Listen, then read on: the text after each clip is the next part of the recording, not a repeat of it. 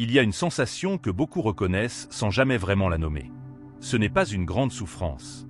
Ce n'est pas non plus un échec clair. C'est plutôt cette impression étrange que la vie avance, que les journées passent, que les efforts sont là, mais que quelque chose reste décalé à l'intérieur. Tu fais ce qu'il faut. Tu réfléchis. Tu t'adaptes. Tu observes même parfois tes propres réactions. Et pourtant, au fond, une question revient en silence. Pourquoi ça ne se place pas vraiment ? La plupart des réponses qu'on te propose parlent d'action, de décision, de changement extérieur. Elles supposent que le problème est devant toi. Mais ce que tu ressens n'est pas un manque de mouvement. C'est un problème de point de vue. Personne ne t'a appris à reconnaître depuis où tu observes ta propre vie. On t'a appris à penser, à analyser, à anticiper, mais rarement à sentir la position intérieure depuis laquelle tout cela se fait. Et pourtant, c'est là que tout commence. Il existe un espace très précis, discret, presque imperceptible, entre ce que tu perçois et la manière dont tu réagis. Un micro-espace silencieux où rien n'est encore figé. Ce n'est pas une pensée, ce n'est pas une émotion, c'est une posture intérieure. Quand ce point est stable, la réalité devient lisible. Quand il est contracté, tout semble lourd. Quand il est pressé, tout devient urgent. Quand il est inquiet, le monde entier paraît instable. La plupart des personnes vivent sans jamais déplacer ce point. Elles changent les circonstances, les stratégies, parfois même les relations, mais continuent d'observer depuis le même endroit intérieur. Alors la vie répond, toujours de la même manière. Ce n'est pas la vie qui bloque. C'est le point d'observation qui ne s'ajuste plus. Ce constat ne cherche pas à t'accuser. Il te libère. Parce qu'il ne parle ni de faute ni d'effort insuffisant. Il parle de perception. Quand le point d'observation est tendu, le corps le montre immédiatement. La respiration devient plus courte. Les épaules montent légèrement. La mâchoire reste engagée sans qu'on s'en rende compte. Ce sont des micro-tensions, mais elles soutiennent un état en continu. Beaucoup confondent présence et vigilance. Ils croient qu'être attentif, c'est rester prêt. Mais être prêt maintient une contraction. Et une contraction permanente finit toujours par fausser la lecture. Tu peux comprendre énormément de choses.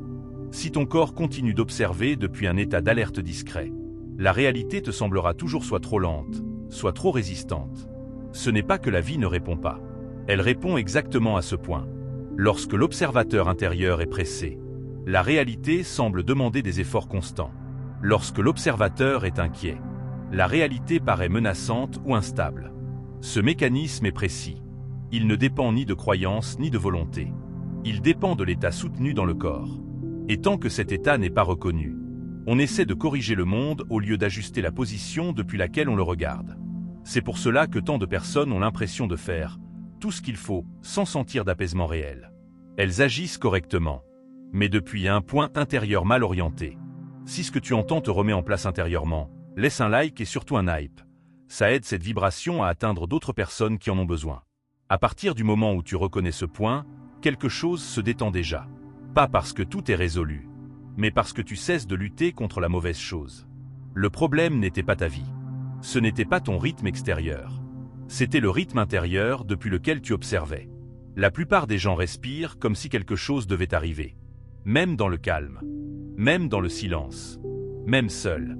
Ce souffle légèrement retenu maintient un état d'attente. Et l'attente crée une lecture biaisée de la réalité. Quand tu observes depuis l'attente, le présent semble toujours incomplet. Quand tu observes depuis la contraction, le présent semble toujours insuffisant. Changer cela ne demande pas une technique compliquée. Cela demande une reconnaissance. Reconnaître que l'observateur n'est pas une pensée. Reconnaître qu'il s'exprime d'abord dans le corps. Reconnaître que le rythme interne précède toute interprétation. Quand ce rythme se pose, les événements cessent d'être vécus comme des obstacles. Ils deviennent des informations. La différence est subtile, mais profonde. Tu n'as pas besoin de forcer pour comprendre. Tu vois, ce voir-là n'est pas mental. Il est stable.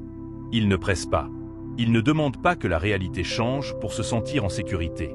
À ce stade, quelque chose bascule doucement. Tu réalises que tu n'étais pas bloqué. Tu étais simplement positionné trop en avant, trop tendu, trop près. Revenir à un point plus central ne te rend pas passif. Il te rend lisible à toi-même. Et quand tu deviens lisible à toi-même, la vie commence à te répondre autrement. Pas parce qu'elle t'écoute enfin, mais parce que tu observes depuis un endroit cohérent. Écris en commentaire « Je change mon point d'observation ». Parce que quand tu poses des mots ici, tu entraînes ton attention, et l'attention change réellement le champ.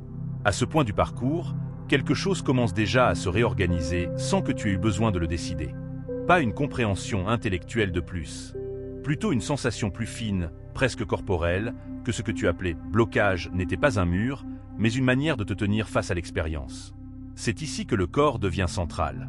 Non pas comme un outil à contrôler, mais comme l'interface principale de ton état.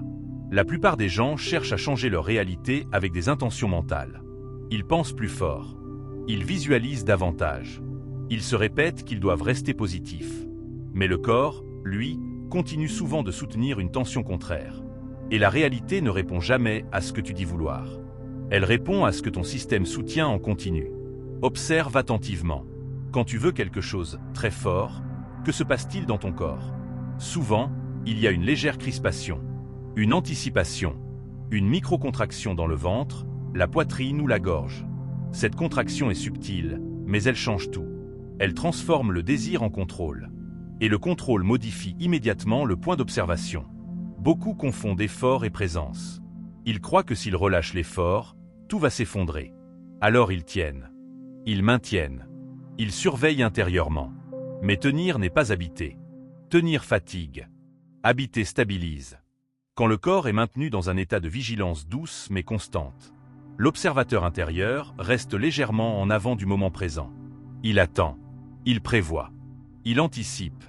Et ce léger décalage suffit à donner à la réalité une texture de résistance. Le paradoxe est là. Plus tu veux que quelque chose se mette en place, plus tu risques de soutenir l'état même qui l'empêche. Non parce que tu fais mal, mais parce que ton système associe vouloir à contrôler. Revenir à un état plus juste ne demande pas d'abandonner tes projets. Cela demande de retirer la tension inutile qui les entoure. Regarde comment tu respires lorsque tu penses à ce que tu attends encore. Souvent, l'inspiration est courte. L'expiration n'est jamais complètement lâchée. Comme si ton corps ne se permettait pas de descendre. Cette respiration maintient un rythme interne trop rapide. Et ce rythme influence directement ta perception. Quand le rythme est rapide, tout semble urgent. Quand il est instable, tout semble incertain. Quand il est soutenu, tout semble fragile. Mais quand le rythme s'aligne, le monde cesse d'exiger. Ralentir ici n'est pas une technique. C'est une permission intérieure. La permission de ne pas précéder l'instant. Quand tu ne précèdes plus l'instant, tu cesses d'essayer de le corriger. C'est là que la confusion entre effort et contrôle se dissout. L'effort juste n'est pas tendu. Il est précis. Il apparaît quand le corps est disponible, pas quand il est contracté. La majorité des personnes vivent dans une forme de « faire en trop ». Pas parce qu'elles agissent trop, mais parce qu'elles soutiennent intérieurement un excès de tension. Cet excès crée l'impression que tout demande plus d'énergie que nécessaire. Quand l'observateur intérieur se stabilise, le corps cesse de gaspiller de l'énergie à anticiper. Alors, quelque chose d'étrange se produit. Tu fais parfois moins, mais ce que tu fais porte davantage. Les décisions deviennent plus simples, les gestes plus directs, les mots plus justes. Ce n'est pas un changement spectaculaire, c'est une économie interne. Tu reconnais que tu n'as pas besoin de maintenir une pression pour exister dans ta vie. Tu peux y être sans la pousser. À ce stade, beaucoup réalisent qu'ils n'étaient pas trop passifs, mais au contraire trop contractés. La détente ici n'est pas une fuite. C'est un ajustement fin. Quand tu ajustes le corps, tu ajustes le point d'observation. Et quand ce point se place, la réalité commence à répondre avec moins de friction. Ce que tu appelais auparavant résistance se révèle souvent être une incohérence entre ton rythme interne et le rythme de la situation. Quand ces deux rythmes se rencontrent, le mouvement redevient fluide. Tu n'as pas besoin de comprendre cela mentalement. Ton corps le sait déjà. Il sait quand il force. Il sait quand il contrôle. Il sait quand il est en sécurité. L'inviter à descendre, à se poser, c'est inviter l'observateur à changer de place. Et ce changement n'est pas symbolique. Il est physiologique. Quand le corps se sent soutenu par le présent, l'esprit cesse de chercher des garanties. À partir de là, tu n'as plus besoin de lutter contre la vie. Tu ajustes ton état. Et la vie s'ajuste en retour. Écris en commentaire « Je ralentis et je vois clair ». Parce qu'une phrase tenue par des milliers de personnes crée un rappel collectif. Et ce rappel change ton état. À mesure que ce point intérieur se stabilise, quelque chose de fondamental change dans ta relation au monde. Pas de façon spectaculaire. Pas comme une victoire. plutôt comme un soulagement discret, presque intime. La réalité ne semble plus te faire face. Elle cesse d'être perçue comme une force opposée. Elle devient un espace de réponse. Quand l'observateur n'est plus contracté, les événements n'appuient plus sur les mêmes zones internes. Ils arrivent, mais ils ne t'atteignent plus de la même manière. Ce qui change ici n'est pas ce qui se passe. C'est la façon dont cela est reçu. Pendant longtemps, tu as peut-être vécu dans une logique de réaction. Quelque chose avançait, tu te détendais. Quelque chose ralentissait, tu te crispais. Ton état dépendait constamment de ce qui se présentait. Mais cette dépendance crée une fatigue profonde. Parce qu'elle te place toujours après l'événement. Toujours en train de répondre. Jamais réellement présent. Quand l'observateur se replace, tu n'es plus aspiré par ce qui arrive. Tu le perçois depuis un axe plus stable. Ce n'est pas de l'indifférence. C'est de la cohérence. Tu remarques alors que beaucoup de choses qui te semblaient lourdes étaient surtout amplifiées par la réaction qu'elles déclenchaient en toi. Quand la réaction s'apaise, la charge diminue. Le monde ne devient pas plus doux. Il devient plus lisible. Cette lisibilité change tout, parce qu'elle te permet de voir ce qui est réellement demandé, et ce qui ne l'est pas. Avant, tu répondais à tout. Maintenant, tu discernes. Quand tu discernes, tu récupères ton énergie. Quand tu récupères ton énergie, tu cesses de te disperser. L'observateur stable ne cherche pas à se protéger. Il est déjà à sa place. Il n'a pas besoin de se défendre contre la vie. Il l'habite. Et quand tu habites ta vie, les situations cessent de te définir. Tu agis toujours. Tu choisis toujours. Mais tu ne te contractes plus autour du résultat. Ce détachement n'est pas un désintérêt. C'est une maturité intérieure. Il vient du fait que tu ne confonds plus ce que tu es avec ce qui se passe. Quand quelque chose ne fonctionne pas immédiatement, tu ne te remets plus en question de la même façon. Tu ajustes sans te juger. Cette absence de jugement crée une stabilité émotionnelle nouvelle. Tu n'es plus constamment en train de t'évaluer à travers les événements. C'est ici que beaucoup ressentent une forme de paix inhabituelle. Pas une paix euphorique, une paix fonctionnelle. Une paix qui te permet de rester présent, même quand tout n'est pas clair. Parce que tu n'as plus besoin que tout soit clair. Pour être centré. Quand l'observateur est stabilisé, le futur perd son pouvoir de pression. Tu continues à avancer, mais sans tirer le moment suivant vers toi. Tu laisses la séquence se dérouler. Et paradoxalement, elle se déroule mieux. Ce n'est pas de la passivité. C'est une participation juste. Le monde commence alors à répondre à ton état dominant. Pas à tes intentions ponctuelles. Pas à tes désirs émotionnels. Mais à ce que tu soutiens de façon constante. Et ce que tu soutiens maintenant, c'est un point intérieur plus calme, plus posé, plus lucide. Cette lucidité te permet de voir que beaucoup de conflits étaient alimentés par la réaction elle-même. Quand la réaction cesse, le conflit perd son carburant. Tu ne cherches plus à prouver. Tu ne cherches plus à convaincre. Tu n'as plus besoin de lutter pour exister. Cette absence de lutte n'est pas un retrait. C'est un recentrage. Et ce recentrage a un effet direct sur la manière dont les autres te perçoivent. Sur la manière dont les situations se présentent. Sur la manière dont les opportunités apparaissent. Non parce que tu changes les autres, mais parce que tu changes le champ depuis lequel tout est perçu. Quand l'observateur ne réagit plus automatiquement, il devient créatif. Il voit des options là où il ne voyait que des obstacles. Il ressent des nuances là où tout semblait binaire. Cette capacité à ne pas réagir immédiatement est l'un des plus grands signes de maturité intérieure. Elle te permet de rester toi-même, sans te rigidifier. Et plus tu pratiques ce retour au centre, plus ton système apprend que la stabilité est possible. Ce n'est pas un état que tu dois maintenir. C'est un point que tu revisites. Chaque fois que tu reviens, tu renforces cette voix intérieure. Chaque fois que tu reviens, la réaction perd un peu de sa force. C'est ainsi que le changement s'ancre. Sans combat, sans effort excessif, simplement par cohérence répétée. Écris en commentaire « Je reviens à moi », parce que ce geste simple te ramène au centre. Et plus tu reviens, plus ton système apprend la stabilité. À ce stade, il n'y a plus rien à comprendre de plus. Pas parce que tout serait clair, mais parce que ce qui devait se replacer l'a déjà été. Tu peux sentir que quelque chose a changé dans la manière dont tu écoutes. Tu n'es plus en train de chercher une solution. Tu n'es plus en train d'attendre une révélation.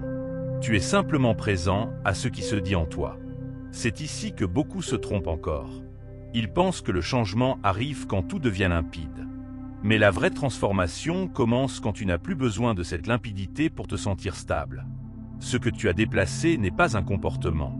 Ce n'est pas une habitude visible. C'est le point silencieux depuis lequel tu lis ta vie. Et ce point change tout. Quand tu observes depuis l'attention, la réalité semble toujours demander plus. Plus d'efforts, plus d'attention, plus de contrôle. Quand tu observes depuis la présence, la réalité cesse d'exiger. Elle se montre. Ce n'est pas qu'elle devient parfaite, c'est qu'elle devient intelligible.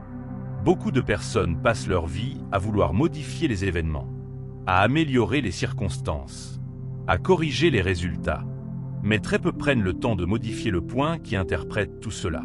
Changer ce point ne demande pas de bouleverser ton existence.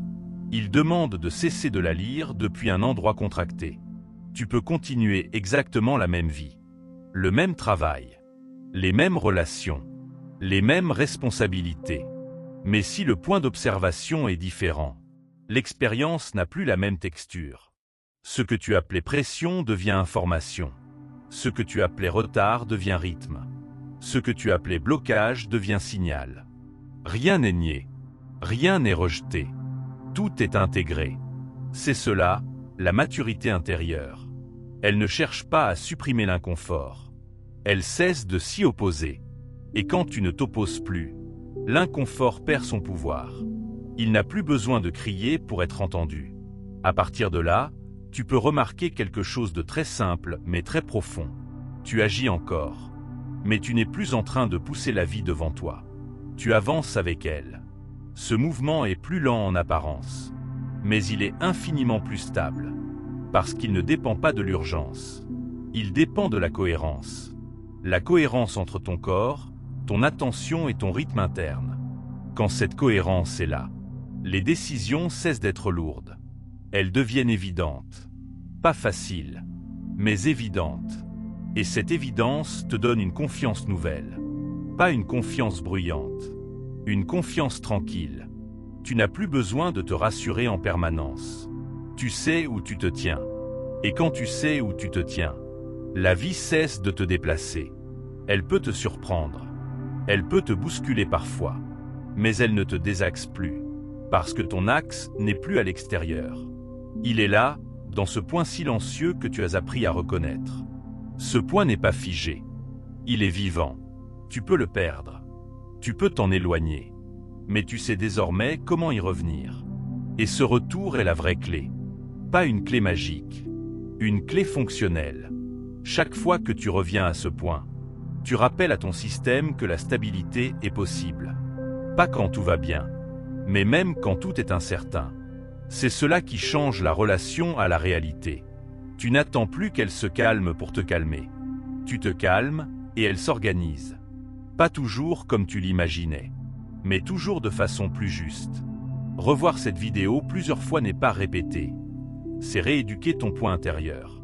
La répétition ancre une fréquence. Et ce que tu ancres, tu le deviens. Chaque écoute te ramènera à cet espace. Chaque répétition affinera ton ressenti. Chaque retour rendra ce point plus accessible. Ce n'est pas un conditionnement. C'est une intégration. Et plus c'est intégré, moins tu as besoin d'y penser. C'est là que tu sais que le travail se fait. Quand tu n'as plus besoin de t'en souvenir constamment. Pour qu'il soit actif. À partir de là, il n'y a rien à ajouter. Seulement à vivre. Tu peux laisser les choses venir. Tu peux laisser les réponses apparaître. Tu peux laisser le mouvement se faire. Depuis ce point, la vie ne demande plus à être forcée. Elle demande à être lue correctement. Si tu es resté jusqu'ici, laisse un like et un hype. Ça soutient le canal et ça permet à ce travail intérieur d'aller plus loin, chez toi et chez d'autres.